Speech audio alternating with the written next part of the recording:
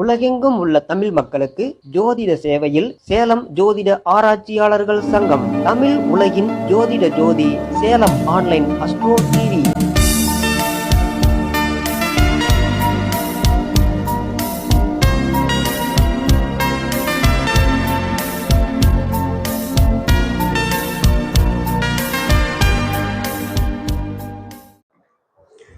அனைவருக்கும் மதிய வணக்கம். இன்று சேலம் ஜோதிட ஆராய்ச்சியாளர்கள் சங்கத்தினுடைய 19வது மாதாந்திர கருத்தரங்க நிகழ்ச்சி இனிதே தொடங்கி சிறப்பாக நடைபெற்று கொண்டிருக்கிறது.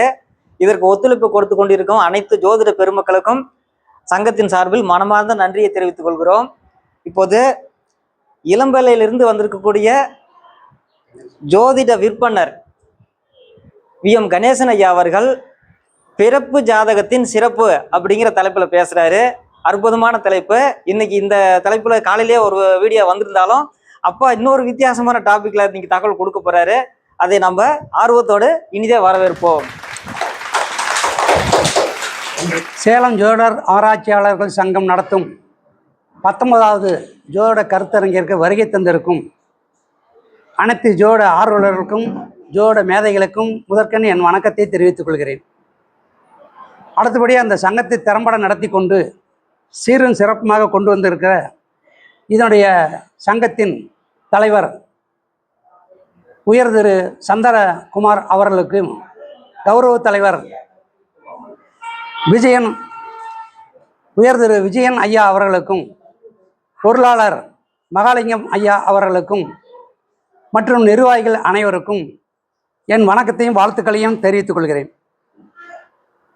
ரைட்டு. இப்போ காலையிலேருந்து எல்லாம் கேட்டிருப்பீங்க. இப்போ மதிய உணவுக்கு இடைவேளைக்கு பேர் தொடங்குகின்ற அமைப்பில் நாம் பிறப்பு ஜாதகத்தின் சிறப்பம்சம். இப்போ ஜோதிடம் அப்படிங்கிறது ஒரு புரியாத புதிர். ஜோதிடம் அப்படிங்கிறது ஒரு புரியாத புதிர். இந்த 12 ராசிகளில் தான் ஆயிரக்கணக்கான தத்துவங்கள் அடங்கி இருக்குது. 1 2லாம் இல்லை, ஆயிரக்கணக்கான தத்துவங்கள் அடங்கினது தான் இந்த ராசி கட்டம். இது பராசரர் முறை. பராசரர் முறையிலிருந்து தான் நாம் இப்போல்லாம் காலங்காலமாக பயன்படுத்திக்கிட்டு வரோம். பல ஆயிரம் வருஷத்துக்கு முன்னாடி இருந்து பயன்படுத்திட்டு வரோம்.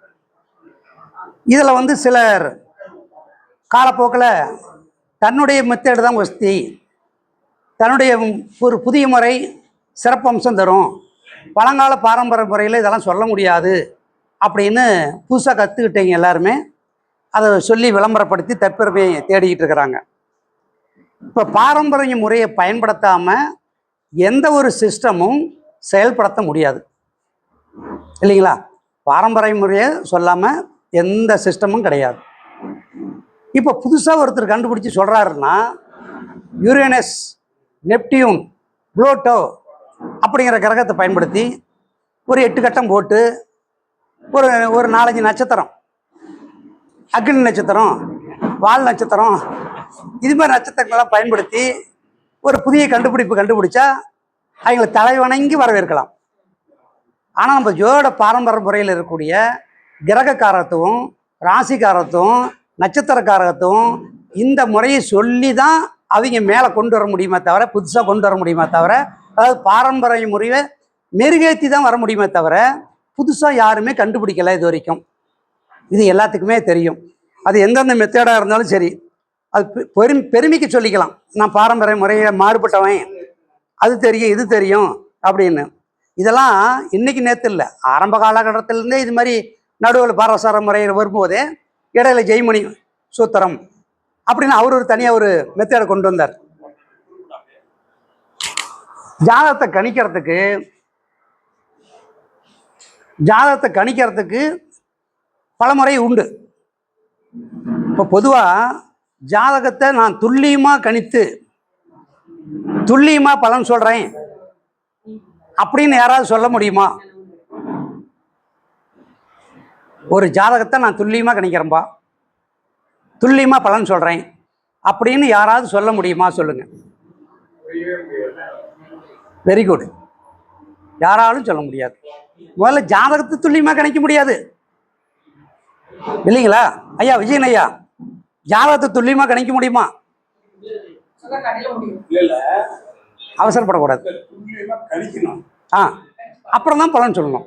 துல்லியமா கணிச்சு சொல்லும் பாத்தீங்கன்னா, ஒரு ஆண் குழந்தை ஆண் குழந்தை ஆண் காலம், பெண் காலம் பெண் காலம், இதெல்லாம் கண்டாந்து அதாவது கண்டியா அதை கணிக்கலாம். கணிக்கும். தப்பு இல்லை. ரைட்டு. கணித்த பலன் சொல்லணும். அப்போ கணிக்கிறதுக்கு வாக்கிய கணிதத்தில் போகணுமா திருக்கணிதத்தில் போகணுமா? வாங்கிதான் போகணும். வாக்கியத்தில் 22 பஞ்சாங்கம் இருக்குது. அதில் எந்த பஞ்சாங்கத்தை பயன்படுத்துறது? இந்த கவர்மெண்ட் பாம் பஞ்சாங்கம் ராஷ்டிரிய பஞ்சாங்கம். அது அதை போடுவோம். அதுதான் ராஷ்டிரிய பஞ்சாங்கம், கவர்மெண்ட் பஞ்சாங்கம். பஞ்சாங்கம் இது வாக்கி. உங்களுக்கு மழை வரதே சொல்றாங்க. சரி, 22 பஞ்சாங்கம் இருக்குது வாக்கியத்தில், 36 பஞ்சாங்கம் இருக்குது திருக்கணிதத்தில். சபரி, வாசன் பஞ்சாங்கம், இது மாதிரி பலவிதமான ஒவ்வொரு ஊருக்கும் ஒரு பஞ்சாங்கம் இருக்குது. சபரி பஞ்சாங்கம் அப்படிங்கிற மாதிரி நிறைய பஞ்சாங்கம் இருக்குது. ஒவ்வொரு பஞ்சாங்கத்துலேயும் ஒரு நட்சத்திரத்தை 1 மணி நேரம் முன்னையோ பின்னையோ கொண்டு வந்து போட்டிருக்கிறாங்க. அப்போ இந்த நட்சத்திரமா அந்த நட்சத்திரமா, லக்னம் மாறும், ராசி மாறும். இப்படி மாறும்போது எந்த பஞ்சாங்கம் சரியானது? ஒவ்வொருத்தரும் இந்த அயனாம்ச வித்தியாசத்தை வச்சு தான் கொண்டு வராங்க. ஒவ்வொருத்தருமே அயனாம்ச வித்தியாசம் தான் இதுக்கு காரணம். அப்போ லகரி அயனாம்சம் இப்படிங்கிற மாதிரி கொண்டு வராங்க. அப்போ துல்லியமான கணிக்கணும்னா பஞ்சாங்கம் தெளிவாக இருக்கணும், துல்லியமாக இருக்கணும். அதுக்கு ஒரே ஒரு பஞ்சாங்கம் தான் இருக்கணும். ஆனால் வெவ்வேறு பஞ்சாங்கம் வச்சுக்கிட்டு நம்ம துல்லியமாலாம் கணிக்க முடியாது. இல்லைங்க, நான் பஞ்சாங்கத்தெல்லாம் எடுத்தெறிஞ்சிட்டேன், கம்ப்யூட்டரில் தான் கணிக்கிறேன். கம்ப்யூட்டர் கணிப்பு துல்லியமாக இருக்கும். கரெக்டு தானே? கம்ப்யூட்டரில் டேட்டா பர்த் டைம் அடித்த உடனே அது என்ன கேட்குது அப்படின்னா, சூரிய உதயம் டாப்பா மிடிலா பாட்டமான்னு கேட்கும். சூரிய உதயம் உச்சியா மத்தியா இப்போ அவங்க கீழே கேட்குது. அப்போ எதை கொடுக்கறது? 3க்கு வித்தியாசம் 3-4 நிமிஷம் வரும். அதை வச்சு தான் ஜன நேரத்தை கழிச்சாகணும். அதில் ஒரு வித்தியாசம். இதில் ஒரு மிடில்னு போட்டுருங்க. எந்த அயனாம்சத்தை நான் கணிக்கிட்டேன்னு கேட்குது. லகரி அயனாம்சமா, சித்திரபட்ச அயனாம்சமா, ஆனந்தபதினி பஞ்சாங்கமா, இல்லை எந்த அயனாம்சம், ராமன் அயனாம்சமா, கிருஷ்ணமூர்த்தி அயனாம்சமா, எதை வச்சு நான் கணிக்கிட்டேன்னு அது கேட்குது. அதுக்கு அயனாம்சத்தை நம்ம கொடுக்கணும். கொடுத்தா தான் அது கணிச்சு கொடுக்கும். நாம் சொல்கிறது அப்படியே இது பண்ணாது. நாம் என்ன அயனாம்சத்தை கொடுக்குறது அதுதான் கழிச்சு கணிதம் கொடுக்கும். எதை கொடுக்கறது? இந்த குழப்பம். அப்போ துல்லியமான முறையில் கணிக்காத பட்சத்தில் துல்லியமான பலன் எப்படி சொல்கிறது? சொல்ல முடியாது. தெளிவான பலன் சொல்ல முடியும், துல்லியமான பலன் சொல்ல முடியாது. நீங்கள் சொல்லக்கூடிய மெத்தடில் எந்த மெத்தடாக இருந்தாலும் தெளிவாக பலன் சொல்லப்படும் அப்படின்னு போட்டுக்கிட்டால் தான் கரெக்டாக இருக்கும். இப்போ அது மாதிரி எத்தனையோ பஞ்சாங்கள்லாம் வந்தாலும் கூட இந்த முறை மெத்தேடு அப்படின்னு பார்த்தோமாக்க ஒரு ஜெய்மணி சூத்திரம், பிருகுநந்தி நாடி, சந்திரன் நாடி, அதே மாதிரி கேபி சிஸ்டம், அஷ்டமங்கல பிரசன்னம், சாமக்கோள் ஆருடம், எத்தனையோ வழிமுறைகள் நிறைய இருக்குது. இதில் ஒரு 30 வழிமுறை இருக்குது. எந்த வழிமுறையை சொல்லி துல்லியமாக சொல்கிறது? எல்லாமே தெரிஞ்சு வச்சுக்கலாம். ஏதோ ஒரு மெத்தட் எடுத்துகிட்டு பலன் சொல்லலாம். தெரிஞ்சு வச்சுக்கிறது தப்பு இல்லை, எல்லாமே தெரிஞ்சு வச்சுக்கணும். அதில் ஏதோ ஒன்று மட்டும் நம்ம டீப்பாக இறங்கி அந்த மெத்தேடில் பலன் சொன்னால் தான் துல்லியமாக இருக்கும். அப்போ இதில் வந்து வேத ஜோதிடம் ஒன்று இருக்குது, மேற்கத்திய முறைன்னு ஒன்று இருக்குது. அப்போ வேத ஜோதிடம் ஓகே ஓகே ஓகே ஓகே அப்போ இந்த ஜாதத்துக்கு சாயன முறை அப்படிங்கிறது வெளிநாட்டு முறை, நிராயன முறை நம்ம நாட்டு முறை. சாயனம் பிரகாரம் கணிச்சு சூரியன் எங்கே இருக்குதோ அதுதான் அவங்க ராசியை வச்சுக்கிறாங்க. நாம் நிராயன முறை, சந்திரன் எங்கே இருக்குதோ அதுதான் ராசியை நாம் வச்சுக்கிறோம். இதுதான் வித்தியாசம். அதில் அது காரணம் அயனாம்சத்தை கழிச்சு போடுறோம். சாயன முறையில் வரக்கூடிய டிகிரியை லகரி அயனாம்சத்தையும் கழிச்சவன் நம்முடைய சாயன முறையிலேருந்து நம்மளுக்கு நிராயன முறை கிடைச்சிரும். அதில் தான் கொண்டு போகிறாங்க. சரி, இது ஒரு பக்கம் இருக்கட்டும். இப்போ நாம் கொண்டு வர தலைப்புக்கு வந்துடலாம். இப்போ ஒரு குழந்தை பிறந்த ஜாதகம் நம்ம போட்ட வருது பார்க்குறோம், பலன் சொல்லக்கூடிய சூழ்நிலை. இப்போ பெரியவங்க ஜாதகமாக இருந்தால் நம்ம அடித்து ஏதோ ஒன்று ஏழை சனி வந்தால் நம்மளுக்கு அப்படியே அடித்து தூக்கிடலாம், அஷ்டம் சனி வந்திருந்தால் அடித்து தூக்கி போடலாம் அப்படிங்கிறதெல்லாம் நல்லா ஞாபகம் இருக்கும். இன்னைக்கு சிம்மராசிக்காரனா ஒரு ஆபத்து விபத்து கண்டம் அவமானம் தொழில் முடக்கம் கொடுக்கல் வாங்கல் சிக்கல் என்னென்ன நெகட்டிவாக இருக்குதோ அந்த சுகர் நடிகள் இருக்கிறத அத்தனையும் எடுத்துட்டு இறக்கி விட்டா ஓகேன்றுவாங்க. இல்லை, அவர் சொல்கிறது உண்மை தானே. அவர் பொய் சொல்லலை, அவர் சொல்கிறது கரெக்டு. அந்த பாணியில் போயிட்டோமாக்க அஷ்டம் சனி வேலை செய்யும், ஏழை சனி வேலை செய்யும். அப்போ ஒரு குழந்தை பிறந்த நேரம் சரியானதா அப்படிங்கிறதுக்கு பார்க்கணும். ஐயா ஒரு மெத்தேடு சொன்னார், ஆண் காலம் பெண் காலம் பிரிக்கிறது எப்படி அப்படின்னு சொன்னார். இப்போ ஆரம்பத்திலலாம் வந்த புதுசில் 1985 கற்றுக்கிட்டேன். 85 தொழிலுக்கு வந்துட்டேன். ஆரம்பத்திலலாம் ஆண் காலம் பிரிக்கிறதுக்கு ஒரு லிஸ்ட் இருந்தது. ஆண் காலம் பெண் காலம் பிரிக்கணுமா, திங்கக்கிழமை காலையில் 6லேருந்து 6:30 வரைக்கும் பெண் காலம், 6:00லேருந்து 7 வரைக்கும் ஆண் காலம், ஒவ்வொரு அரை மணி நேரத்துக்கும் ஆண் காலம் பெண் காலம், ஒவ்வொரு கிழமை. இல்லை மணியை தான், மணியை ஞாயிற்றுக்கிழமையா காலை 6 to 6:30 ஆண் காலம், வெள்ளிக்கிழமையா காலை 6 to 6:30 பெண் காலம். அதுக்கு மேலே ஒவ்வொரு அரை மணி நேரத்துக்கும் ஆண் காலம் பெண் காலம் பிரிச்சுட்டு வரும். இது அந்த காலத்தில் இருந்துச்சு. இருக்கலாம், ஆனால் செல்லுபடி ஆகலை. காரணம் என்ன அப்படின்னா, அந்த காலத்தில் ஏதோ ஒரு குழந்தை எங்கேயோ ஒரு குழந்தை பிறந்தது, ஒரு அரை மணி நேரத்துக்கு ஆண் காலம் பிரித்தாங்க.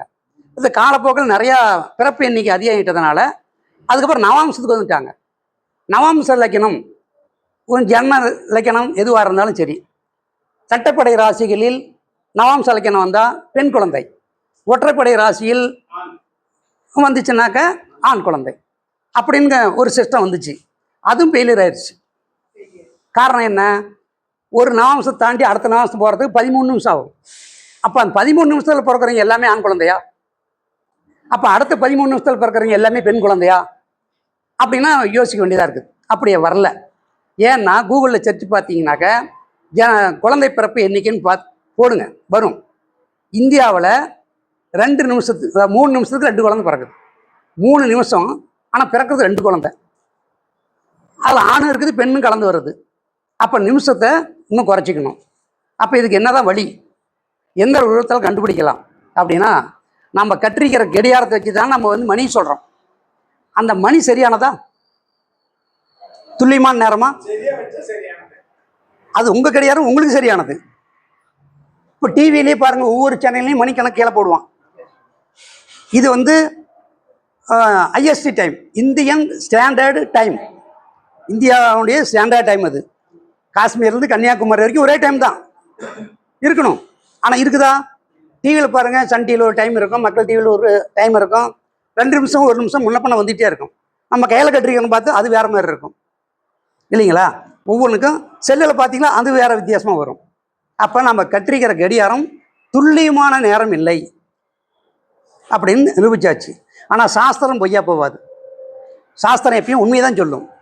எப்படி அப்படின்னா, ராசி கட்டத்தை எடுத்துக்கிட்டீங்களாக்க அதில் மேசம் ஆண் ராசி, ரிஷபம் பெண் ராசி, மிதுனம் ஆண் ராசி, கடகம் பெண் ராசி, இப்படி ஒவ்வொன்றா மாறி மாறி வருதா? அதாவது சுருக்கமாக சொன்னால், ஒத்தைப்படை ராசிகள் எல்லாம் ஆண் ராசி, ரெட்டைப்படை ராசிகள் எல்லாம் பெண் ராசி. ஒத்த ரெட்டை, அவ்வளோதான். இப்போ கொண்டு வரேன், ஒரு குழந்தை பிறந்து ஒரு சீட்டில் குறிச்சிட்டு வருவான். கொண்டு வரானா அதில் பிறந்த தேதி நேரம் போடுவான். அதுக்கு மேலே எதுவும் இருக்காது. ஆனால் பெண்ணான்னு கூட எழுத மாட்டான். அப்படி அந்த துண்டு சீட்டில் வருதுனாவே நீங்கள் என்ன கண்டுக்கணும், இது பொண்ணு தான் பிறந்ததுன்னு நம்ம தெரிஞ்சுக்கணும். அதுதான் சிக்னல். ஆண் குழந்தைங்க எழுதிட்டு வருவான். எழுதும் போது ஆண் குழந்தைங்க எழுதிட்டு வர கௌரவமாக அப்படியே. பொட்டைக்குள்ளே பிறந்தாதான் அது பொண்ணா ஆனான்னு எழுத மாட்டான். அது ஜோசியரை கண்டுபிடிக்கணும். நீங்களே கண்டுபிடிக்கல, அதில் அப்பா அம்மா பேர் கூட எழுத மாட்டான். ஆனால் டாக்டருக்கு கொடுத்த சீட்டோ அல்லது அட்டையோ இருந்ததுன்னா ஆண் குழந்தை பெண் குழந்தை ஃபீமேல் மேல்னு போட்டிருப்பாங்க. அதெல்லாம் நம்ம சொல்லிடலாம். ஆனால் இதில் வரும்போது அப்படி தான் கொண்டு வருவான், மொட்டையை தான் கொண்டு வருவான். அப்போ நாம் அதுக்கு என்ன பண்ணலாம் அப்படின்னா, மணிக்கணக்கு எப்பயும் வித்தியாசம் வராது, நிமிஷம் தான் வித்தியாசம் இல்லைங்களா? அப்போ அந்த நிமிஷத்தை விட்டு நாம் எடுத்துங்க. முதல்ல நிமிஷத்தில் கடைசி எண் 7 மணி 1 நிமிஷம், 7 மணி 2 நிமிஷம் 3 நிமிஷம் வருது இல்லையா? அதில் 1 வந்துச்சுன்னா ஆண் குழந்தை, 3 வந்துச்சுன்னா ஆண் குழந்தை, 5 வந்துச்சுன்னா ஆண் குழந்தை. ஒற்றைப்படைகளில் வர்றது எல்லாமே ஆண் குழந்தை. ரெட்டைப்படைகள் வருது இல்லையா? 7:28, 7:32, 7:18 இப்படி வருது இல்லையா? அந்த ரெட்டைப்படை வருவதெல்லாம் பெண் குழந்தை. ஐயா கேட்குறாரு, சைபர் வந்தாலும் பொட்டப்புள்ள தான்.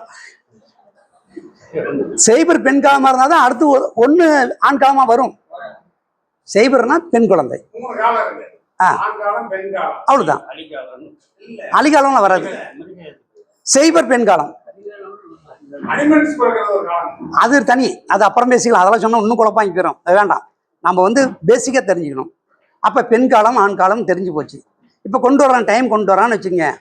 ஒரு ஆண் குழந்தை பிறந்திருக்குது, 7 மணி 10 நிமிஷம் போட்டிருக்கிறான். இல்லைங்க, அது 7 மணி 10 நிமிஷத்துக்கு பிறக்காது. ஒன்று 7:09 இருக்கும், இல்லை போனால் 7:11 இருக்கும் அப்படின்னு சொன்னாவே, இல்லைங்களே டாக்டர் இப்படி தான் சொன்னா இருக்கேன்பான். அது தப்பு. ஜோட சாஸ்திரத்தை தான் சொல்லிருக்குது. கட்டப்பட தான் பெண்ணு, ஒத்தப்பட தான் ஆணு. அப்படின்னா கையில் கட்டிய கடியாரமும் நர்ஸுக்கு எடுத்து கடியாரமும் வித்தியாசம் வந்திருக்கும். அந்த 1 நிமிஷம் வித்தியாசத்தில் யாரும் தப்பு சொல்ல போன்றான். ஜாதகத்துலேயும் பெருசாக வித்தியாசம் வராது. ஆனால் நேரத்தை நம்ம கன்ஃபார்ம் பண்ணிக்கணும். ஒத்தைப்படை ஆண், இரட்டைப்படை பெண் முடிவு பண்ணிக்கணும்.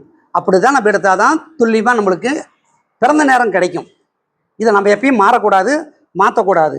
சரி, இப்போ ஒரு குழந்தை பிறந்த உடனே மாலை சுற்றி பிறக்குதுங்க, கொடி சுற்றி பிறக்குது. அது ஒரு சிஸ்டம். முன்னெல்லாம் இருந்தது, இப்போ எல்லாம் ஆப்ரேஷன் பண்ணி எடுக்கிறதுனால அதெல்லாம் எடுத்துக்கிறாங்க. மாலை சுற்றி பிறந்தா மாமனுக்கு ஆகாது, கொடி சுற்றி வந்தால் கொண்டவனுக்கு ஆகாது, கொண்டவன்னா கணவன் அப்பாவுக்கு ஆகாதுங்கிற மாதிரி ஒரு சிஸ்டம் பிறந்தது. எதனால் அப்படின்னா, உங்கள் லக்கணத்தில் ராகு இருந்து, லக்கணாதிபதி ராகு நட்சத்திரத்தில் இருந்து, லக்கணாதிபதி நின்ற புள்ளி அது ராகுவாக இருந்தால் அது மாலை சுற்றி பிறக்கும். அதை வச்சு கண்டுபிடிக்கிறது மாலை சுற்றி தாங்க பிறந்திருக்குது. அப்போ மாலை சுற்றி பிறந்தா மாமனுக்கு ஆகாதா அப்படின்னா அதுக்கு ஒரு பரிகாரம் சொல்லுவாங்க. அப்போ மாமனுக்கு ஆகாதுங்கும் போது அந்த குழந்தைய மாமன் டைரெக்டாக பார்க்கக்கூடாது, நேரடியாக பார்க்கக்கூடாது, மறைமுகமாக தான் பார்க்கணும். எப்படி பார்க்கலாம் அப்படின்னா, ஒரு தட்டில் தாம்பாளத்துலேயோ அல்லது சாப்பிட்ற தட்டுலேயோ நல்லெண்ணெய் ஊற்றி வச்சுக்கணும். நல்லெண்ணெய் ஊற்றி வச்சு அதை ஒருத்தர் பிடிச்சிருக்கணும். தாய் மாமன் பின்னால் நின்று அந்த தட்டில் பார்க்கணும். தட்டில் இருக்கிற நல்லெண்ணெய் பார்க்கணும். அப்போ தான் அந்த குழந்தைய கொண்டு அந்த தட்டில் இருக்கிற எண்ணெயில் அந்த மூஞ்சி தெரிகிற மாதிரி காமிக்கணும். அப்போ முதல்ல பார்க்கும்போது நல்லெண்ணெயில் தெரியக்கூடிய அந்த பிம்பத்தை, அந்த குழந்தைய உருவத்தை முதல்ல தாய் மாமன் பார்க்கணும். அப்புறம் தான் குழந்தைய பார்க்கணும். இதுதான் அந்த காலத்து சிஸ்டம். அப்படிதாங்க ஐயா, இதுதான் சிஸ்டம் அந்த காலத்தில். அது அந்த தோஷம் நிவர்த்தன ஆயிரதா சொல்கிறாங்க. அது மாதிரி ஒரு முறை இருந்தது. அப்போ ஒரு ஜாதகத்துக்கு லக்கணம் பலமாக இருக்கணும். முதல்ல எடுத்தோன்னா அதான் பார்க்கணும். லக்கணம் பலமாக இருக்குதா, லக்கணாதிபதி பலமாக இருக்குதா, லக்கண புள்ளி பலமாக இருக்குதா. பலம்னா என்ன அர்த்தம் உங்களுக்கு தெரியும். 1, 5, 9 ஆட்சி உச்சம், சுபகிரக பார்வை, சுபகிரக சேர்க்கை, இதுதான் பலம். அப்போ இருக்குதான்னு முதல்ல பார்த்துக்கிட்டா தான் அந்த குழந்தைக்கு ஆயுள் பலம் உண்டா, 8ஆம் அதிபதி நல்லா இருக்குதா, சுபகிரக தொடர்பு இருக்குதா அப்படின்னு நம்ம பார்த்துக்கணும். அதுக்கப்புறம் தான் மற்றதெல்லாம் பார்க்கணும். அப்போ ஒரு திசாநாதன், இப்போ ஒரு ஜாதகமே நம்ம பார்க்குறது வராங்கன்னு வச்சுக்கோங்க, ஒரு கேள்வி கேட்குறாங்க, ஒரு வீடு கட்டலாமா அப்படின்னு கேட்பாங்க இல்லைங்களா. அப்போது நடக்கக்கூடிய திசாநாதனோ புத்திநாதனோ 4ஆம் வீட்டையோ 12ஆம் வீட்டையோ குறிகாட்டுறனால தான் அவன் வீடு கட்டுற கேள்விக்கு நம்ம ஆன்சர் தர முடியும். 4ஆம் அதிபதி திசா புத்தி, 12ஆம் அதிபதி திசா புத்தி இருந்தால் மட்டும்தான் அவனுக்கு வீடு கட்டுறதுக்கு ஆலோசனை சொல்ல முடியும். அவன் கேட்குற கேள்விக்கு ஆன்சர் தர முடியும்.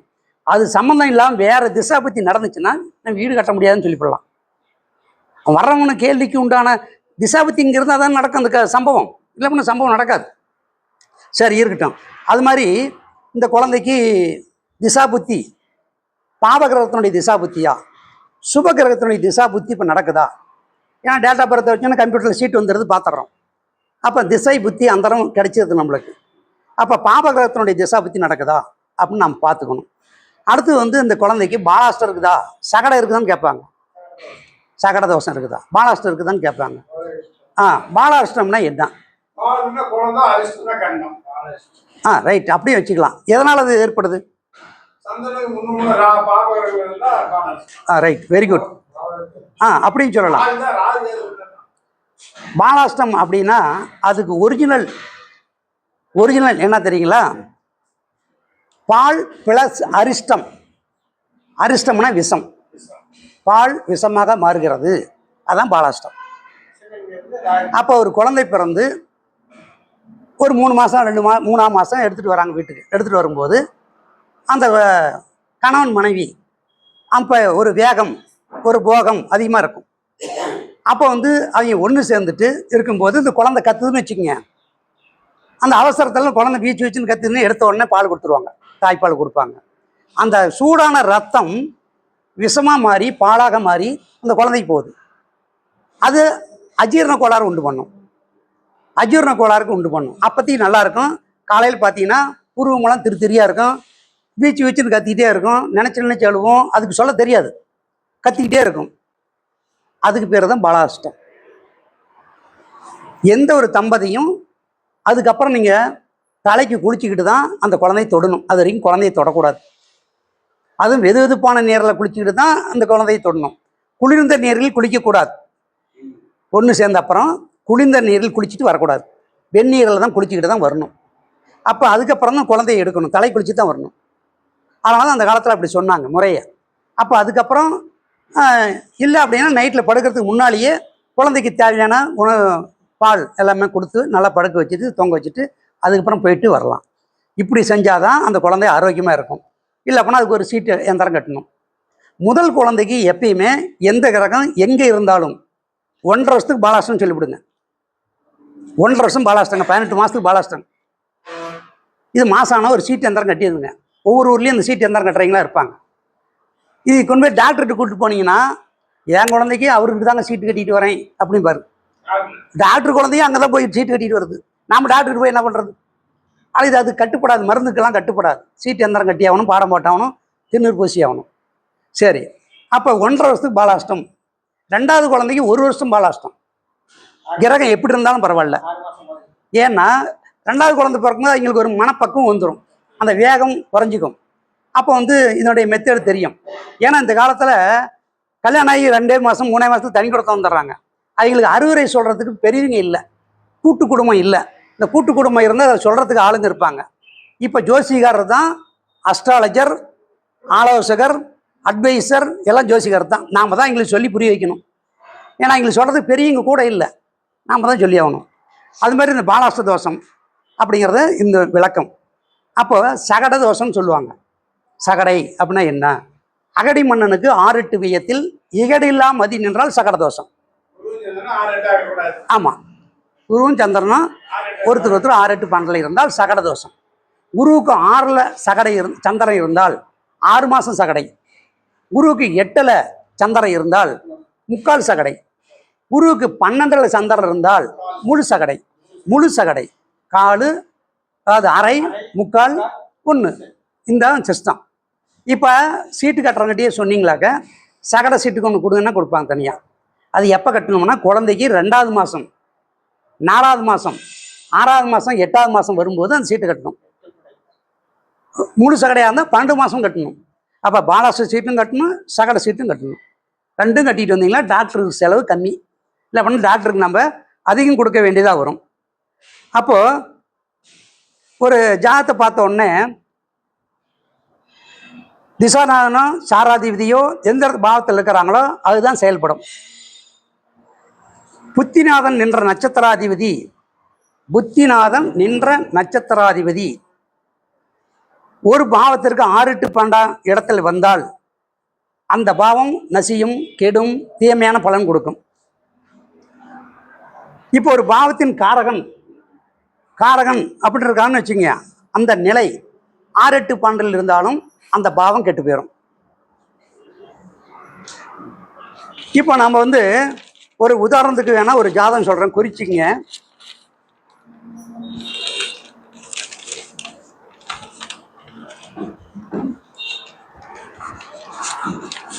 இப்போ ஒரு குழந்தை பிறந்த உடனே ஒரு ஜாதகத்தில் ஜன்னகால நடப்பு திசாநாதன் இருக்கார் இல்லையா, அவர் பாபகிரகமாகி எந்த வீட்டில் இருக்கிறதோ அந்த பாவ உறவை பாதிக்கும். இதான் கான்செப்ட். இப்போ ஒரு குழந்தை பிறந்திருக்குது, யாரை பாதிக்குங்கிறது ஒரு பார்க்கலாம். 21/5/2026, 21/5/2026 பக்கமாக பிறந்தது தான். 7:55 PM. இது ஆண் குழந்தை, ஜனனம் சேலம். 21/5/2026, 7:55 PM சேலம். இதை பற்றி ஒரு சின்ன ஒரு ஆய்வு பண்ணலாம். இப்போ இந்த ஜாதகம் பூச நட்சத்திரம் 3ஆம் பாதம். பூச நட்சத்திரத்து 3ஆம் பாதம். ஜன்னகால திசை சனி திசை 5/8/26. எல்லாத்துக்கும் செல்லில் ஆப் இருக்கும், அதை நீங்கள் யூஸ் பண்ணிக்கலாம். இல்லை அப்படின்னா கட்டம் போடுறதா இருந்தால் கட்டம் போட்டுங்க. உங்களுக்கு சொல்கிறேன் கட்டத்தை. விருச்சிக லக்னம், கும்பத்தில் ராகு, மீனத்தில் சனி மாந்தி, மேஷத்தில் செவ்வாய், ரிஷபத்தில் சூரியன் புதன், மிதுனத்தில் குரு சுக்கிரன், கடகத்தில் சந்திரன், சிம்மத்தில் கேது. இப்போ இந்த ஜாதகத்தில் சனி திசை செவ்வாய் புத்தி. சனி எங்கே இருக்கிறாரு? அஞ்சல இருக்கிறாரு. 5ஆம் வீட்டு, அதுலேயே மாந்தியம் இருக்கிறாரு. 5ஆம் வீட்டில் சனி இருக்கிறாரு, மாந்தியம் இருக்கிறாரு. அப்போ 7ஆம் இடத்துல புதன் இருக்கார். 7ஆம் வீட்டில் புதன் இருக்கார். அந்த புதன் வந்து ரோகிணி 2இல் இருக்கார், பாக்கியாதிபதி நட்சத்திரத்தில் இருக்கிறாரு. அதனால் ஆட்சி பெற்ற பாக்கியாதிபதி நட்சத்திரத்தில் இருக்கிறதுனால மாமனுக்கு தோஷம் இல்லை. அந்த 5ஆம் வீடு வேற யார் உறவு குறிக்கும்? தாத்தாவை குறிக்குமா? அப்பனை பத்த தாத்தா. இப்போ அப்பனை பத்த தாத்தா உறவு முறை இல்லையா? அந்த வீட்டில் தான் இப்போ சனியும் மாந்தியும் இருக்குது. சனியும் மாந்தியும் அங்கே தான் இருக்கார். ஒரு பாவத்துக்கு 2ஆம் வீட்டில் பாபகரம் இருந்தால் அவருக்கு பாதிப்பை கொடுக்கும். செவ்வாய் இருக்குது, அப்போ பாட்டனும் பாதிக்கும். அந்த செவ்வாய் நின்ற வீடு மேசம், திதி சூன்யம். இந்த பாட்டனுக்கு 12ஆம் இடத்துல காரகாதிபதி யாரு? பாட்டனுக்கு ராகு. 12ஆம் இடத்துல உட்காந்துட்டார். இப்போ 12 ராகு, 2 செவ்வாய், பாபகத்தாரி யோகம். 5ஆம் பாவத்துக்கு பாபகத்தாரி யோகம் ஆகிருச்சு பாட்டனுக்கு. ஆமா, அப்படிதான் சொல்லி ஆகணும். தாத்தாவுக்கு ஆகாதுங்க, அவ்வளோதான் சொல்லணும். ஒன்று தெரிஞ்சுக்கணும், உங்களை மாதிரி உண்மையை உறக்க சொல்லக்கூடாது, மாட்டிக்குவோம். நான் பாட்டனுக்கு கண்டம் உண்டுங்க, ஜாக்கிரதையை பார்த்துங்க. பாட்டனுக்கு இது ஆகாது. அது செத்து போயிட்டார். இல்ல, அப்புறம் தான் சொல்லணும். உடனே சொல்லிட்டு அதுல இன்ட்ரெஸ்ட் இருக்காது. அப்ப எப்ப இறந்தார்? இதே செவ்வாய் புத்தியில தான். செவ்வாய் தான் அங்க இருக்கிறாரு. இந்தாண்ட செவ்வாய், இந்தாண்ட ராகு. பாட்டன் சாத்தல் சனி மாந்தி. இந்த மாந்தின்றது உத்தரடாதி, சனியோட நட்சத்திரம். அவரும் அங்கே பாட்டன் ஸ்தானத்திலே இருக்கிறாரு. இப்போ பாட்டன் பாதிக்க முடியல. இப்போ நடக்கிறது செவ்வாய் புத்தி வேற. அந்த செவ்வாய் பார்த்தோம்னாக்கா அதுவும் அசூனியில் இருக்கிறாரு. அசூனி கேதுவோட நட்சத்திரம். அது பாட்டனுக்கு 6ஆம் வீடு. புத்திநாதன் என்ற நட்சத்திராதிபதி பாட்டனுக்கு 6ஆம் வீடு சிம்மத்தில் இருக்கார். சிம்மம் திதி சூன்யம். அப்போ இந்த செவ்வாய் புத்தி கற்பத்திலிருந்தே இருக்குது. இப்போ பிறக்கும் போது செவ்வாய் புத்தி ஓடுது. எது வரைக்கும் ஓடுதுன்னா 29/9 9ஆம் மாதம் வரைக்கும் இருக்குது. அப்போ இந்த ஜாதகம் பிறக்கிறதுக்கு ஒரு 3 மாதத்துக்கு முன்னாலேயே பாட்டன் ஹார்ட் அட்டாக்ல செத்துட்டார். வயசு கம்மி தான், சங்கூதியாச்சு. ஆக அந்த ஹார்ட் அட்டாக் வந்து அன்னைக்கு நைட்டு, அதாவது 18/2/2026 18/2/26 தாத்தா ஹார்ட் அட்டாக் மரணம் நைட்டு. 3 மாதம் கழிச்சு குழந்தை பிறகுது. அப்போ கர்ப்பம் தரிக்கும் போது அந்த செவ்வாய் புத்தி இருந்தது இல்லையா? அந்த செவ்வாய் தன் கடமையை நிறைவாக செய்து விட்டது.